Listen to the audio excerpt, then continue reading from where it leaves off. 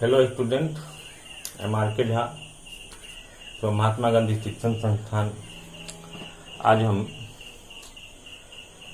अपने इस वीडियो के माध्यम से क्लास 9 के लिए फिजिक्स का चैप्टर मोशन और ये इस चैप्टर का पार्ट 4 है। इस पार्ट में आज हम इक्वेशंस ऑफ मोशन को डिराइव करने वाले हैं ज्योमेट्रिकल या ग्राफिकल मेथड से।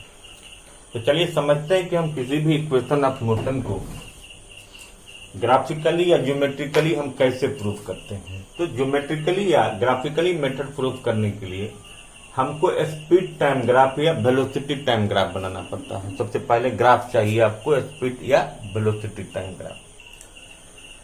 तो इसमें मान लेते हैं कि ये u है। u सिंबल होता है, आप जानते हो, इनिशियल वेलोसिटी का, और ये पॉइंट हो गया फाइनल वेलोसिटी का।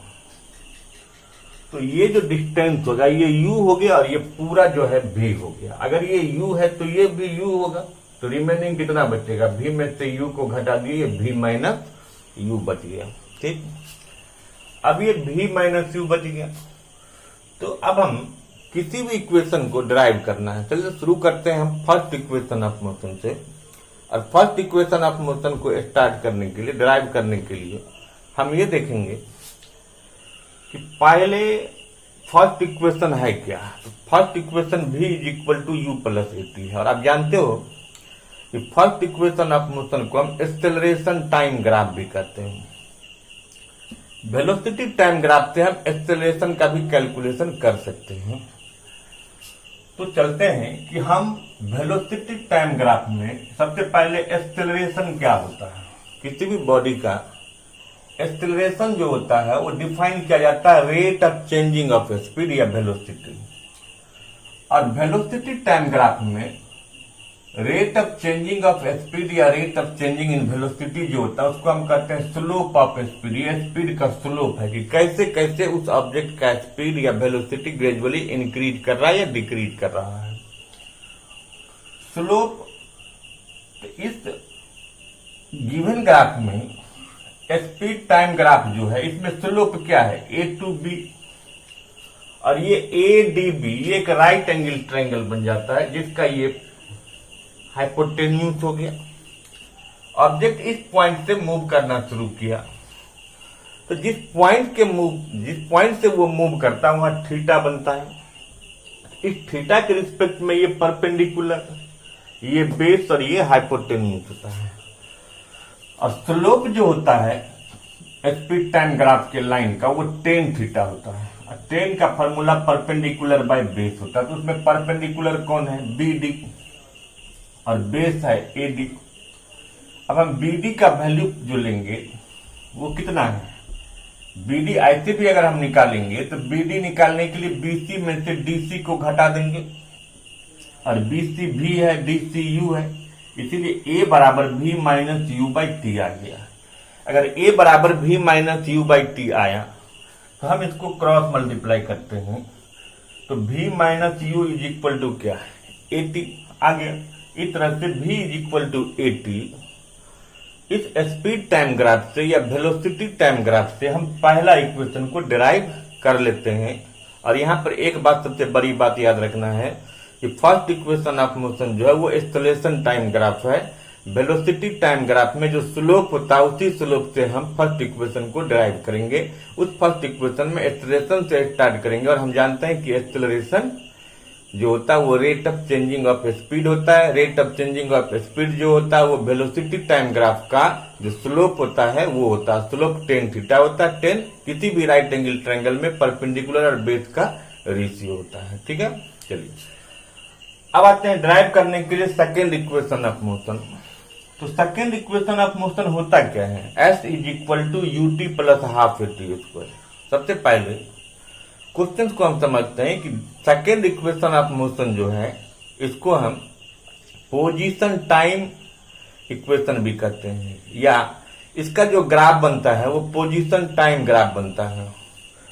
एक बात और यहाँ कि कोई भी अगर आप इक्वेशन ड्राइव करो, आप फर्स्ट इक्वेशन ड्राइव करो, सेकेंड इक्वेशन ड्राइव करो, इवन थर्ड इक्वेशन ड्राइव करो, ग्राफ आपका कॉमन होगा। तो पोजीशन टाइम ग्राफ में या पोजीशन वेलोसिटी ग्राफ में, तो पोजीशन टाइम ग्राफ में किसी भी टोटल एरिया जो ऑक्यूपाई होता है वो डिस्टेंस टेबल होता है, ठीक है। तो सेकेंड इक्वेशन ऑफ मोशन को डिराइव करने के लिए हम टाइम को भी लेना रहता है, क्योंकि उसको हम पोजीशन टाइम ग्राफ बोलते हैं। और पोजीशन टाइम ग्राफ में जो टोटल एरिया ऑक्यूपाई होगा वो उसका डिस्टेंस टेबल होता है। एक क्वेश्चन आता है 1 नंबर का क्वेश्चन कि which physical quantity is given by area occupied under velocity time graph या स्पीड टाइम ग्राफ।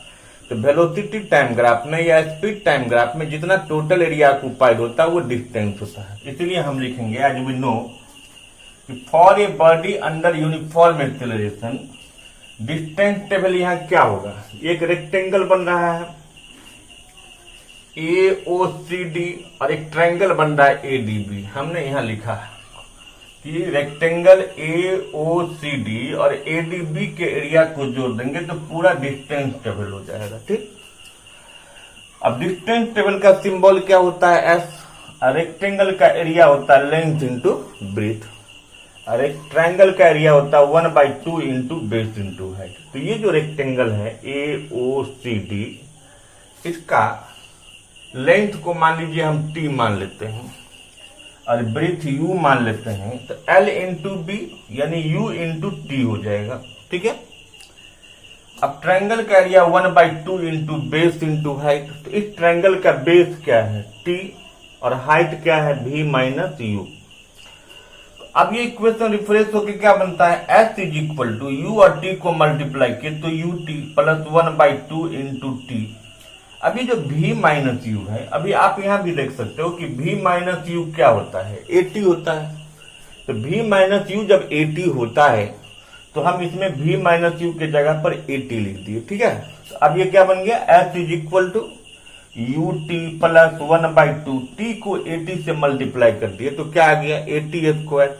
इसीलिए S is equal to UT plus half AT square. ये सेकेंड इक्वेशन डिराइव हो जाता है। और क्या याद रखना है कि सेकेंड इक्वेशन जो है उसको हम क्या कहते हैं, पोजीशन टाइम इक्वेशन या पोजीशन टाइम ग्राफ से निकालते हैं। इसीलिए हम सेकेंड इक्वेशन में इस एरिया को पार्ट बाय पार्ट डिवाइड कर देंगे, रेक्टेंगल और ट्रायंगल के एरिया को हम जोड़ देंगे, ठीक है। अब हम चलते हैं थर्ड इक्वेशन को डिराइव करने के लिए। तो अब ये थर्ड इक्वेशन है, तो थर्ड इक्वेशन के लिए फिर हमने क्वेश्चन बनाया कि derivation of third equation of motion that is V square minus U square is equal to 2AS। अब हम इसको कैसे हम डिराइव करेंगे, तो थर्ड इक्वेशन ऑफ मोशन को क्या बोलेंगे ये पहले आप समझिए। इसको हम बोलेंगे पोजीशन वेलोसिटी। तो पोजीशन और वेलोसिटी जब लेते हैं हम, टाइम इसमें आता नहीं है, लेकिन जब पोजीशन आएगा तो वेलोसिटी टाइम ग्राफ में या स्पीड टाइम ग्राफ में एरिया आना चाहिए। इसीलिए हम इसमें भी लिखेंगे कि as we know for a body under uniform acceleration distance टेबल इज इक्वल टू, तो सेकेंड इक्वेशन में डिस्टेंस टेबल ही लेते हैं और डिस्टेंस टोटल एरिया होता है। तो सेकेंड इक्वेशन में एरिया को डिवाइड कर दिए थे, रेक्टेंगल और ट्रायंगल को लिए थे। बट जब आप थर्ड इक्वेशन को डिराइव करेंगे तो इस एरिया को डिवाइड नहीं करना है। ये जो पूरा फिगर है AOCB एक ट्रेपेजियम बन गया, इसीलिए यहाँ पर रेक्टेंगल ट्रायंगल नहीं लेके हम सीधा ले लेंगे एरिया ऑफ ट्रेपेजियम AOCB, ये ले लेते हैं। क्लास 8 में भी आपने पढ़ा है मैथमेटिक्स में कि किसी भी ट्रेपेजियम का area 1/2 into height into sum of parallel side या 1/2 into perpendicular distance between the parallel side into sum of parallel side. तो परपेंडिकुलर डिस्टेंस जो होता है पैरेलल साइड को, उसी को हम हाइट भी कहते हैं। एक पैरेलल साइड तो OA है, तो OA का वैल्यू कितना है U, और दूसरा पैरेलल साइड BC है जिसका वैल्यू V है, और दोनों पैरेलल यानी U और V के बीच का डिस्टेंस T है। यानी हम ये कह सकते हैं कि हाइट T है, एक पैरेलल साइड U है, दूसरा पैरेलल साइड V है। इसीलिए हम यहाँ लिखेंगे डिस्टेंस टेबल is equal to area of trapezium AOCB। अब डिस्टेंस टेबल का सिंबल दे दिए S, 1/2 into height into sum of parallel side. इसको लिखते जाएंगे S is equal to 1/2, H जो है यहाँ T है, यहाँ लिख देंगे हम कि सिंस T जो है वो H है। तो 1/2 into T, sum of parallel side, एक पैरेलल साइड यू है, दूसरा क्या है बी है, इसीलिए भी प्लस यू आ गया। अब ये इक्वेशन बना x is equal to 1/2 into T into V plus U. अब बच गया यहाँ t, थर्ड इक्वेशन वेलोसिटी आता है, इसलिए t के जगह पर t को एलिमिनेट कर देना है और इसके लिए हमें v लाना है। तो यहाँ देखिए जब v माइनस यू बराबर at होता है और a बराबर v minus U by t होता है, तो t क्या हो जाएगा v minus U by a। तो हम यहाँ लिख सकते हैं कि चूंकि t जो होगा वो v माइनस यू बाई ए होता है, तो हमने t के जगह पर वैल्यू पुट कर दिया v minus u by a. अब ये आ गया a plus b into a minus b, और a plus b into a minus b होता है a square minus b square, इसीलिए v plus u into v minus you बराबर v square minus you square by a, और ये 1/2, इसलिए लिखा गया f is equal to 1/2 v square minus you square by a. आगे हम इसको 1 से इसको मल्टीप्लाई कर दिए तो क्या रहेगा भी स्क्वायर माइनस यू स्क्वायर, 2 को a से किए तो 2a, तो क्या मिला s इज इक्वल टू भी square minus you square by 2a।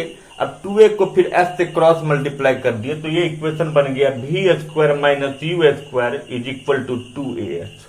तो ये थर्ड इक्वेशन हो गया। तो third equation V square minus you square is equal to 2as, या कोई बोलता है V square is equal to U square plus 2as। इसी माइनस यू स्क्वायर को अगर हम उधर भेज देते हैं तो ये इक्वेशन रिफ्रेश होकर V square is equal to U square plus 2as आता है।